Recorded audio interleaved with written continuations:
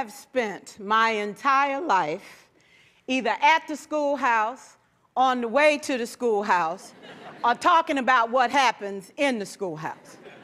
Both my parents were educators. My maternal grandparents were educators. And for the past 40 years, I've done the same thing. And so needless to say, over those years, I've had a chance to look at education reform from a lot of perspectives. Some of those reforms have been good, some of them have been not so good.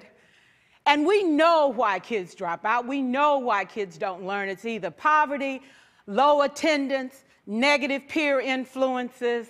We know why. But one of the things that we never discuss, or we rarely discuss, is the value and importance of human connection. Relationships. James Comer says that no significant learning can occur without a significant relationship. George Washington Carver says all learning is understanding relationships. Everyone in this room has been affected by a teacher or an adult. For years, I have watched people teach. I have looked at the best and I've looked at some of the worst. A colleague said to me one time, they don't pay me to like the kids. They pay me to teach a lesson. The kids should learn it. I should teach it. They should learn it. Case closed. Well, I said to her, you know, kids don't learn from people they don't like.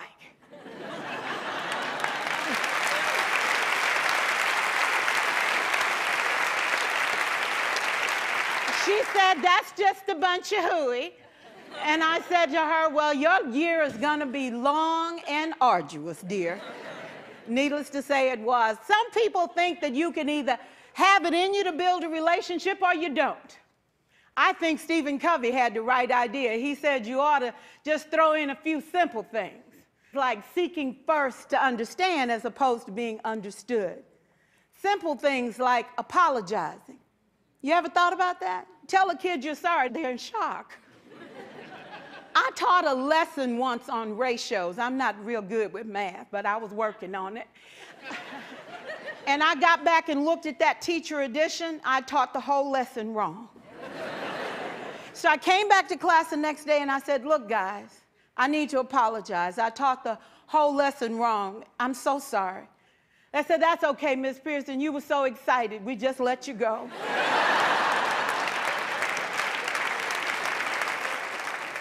I have had classes that were so low, so academically deficient that I cried. I wondered, how am I going to take this group in 9 months from where they are to where they need to be? And it was difficult. It was awfully hard.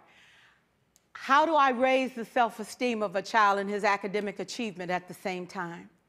One year I came up with a bright idea. I told all my students, you were chosen to be in my class. Because I am the best teacher and you are the best students, they put us all together so we could show everybody else how to do it. One of the students said, really? I said, really? We have to show the other classes how to do it. So when we walk down the hall, people will notice us. So you can't make noise, you just have to strut.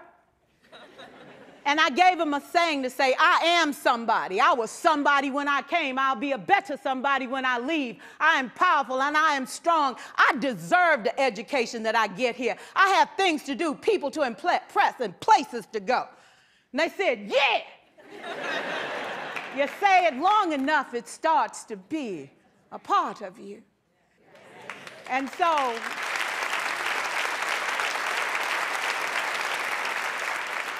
I gave a quiz, 20 questions. Student missed 18. I put a +2 on this paper and a big smiley face. He said, Miss Pierson, is this an F? I said, yes. He said, then why'd you put a smiley face? I said, because you on the roll. You got 2 right, you didn't miss them all. I said, and when we review this, won't you do better? He said, yes, ma'am, I can do better. You see, -18 sucks all the life out of you. +2 said, I ain't all bad.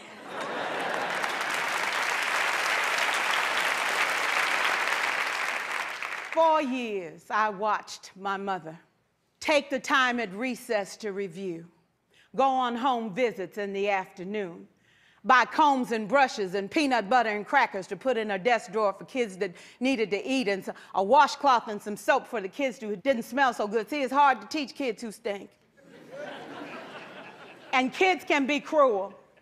And so she kept those things in her desk, and years later, after she retired, I watched some of those same kids come through and say to her, you know, Miss Walker, you made a difference in my life.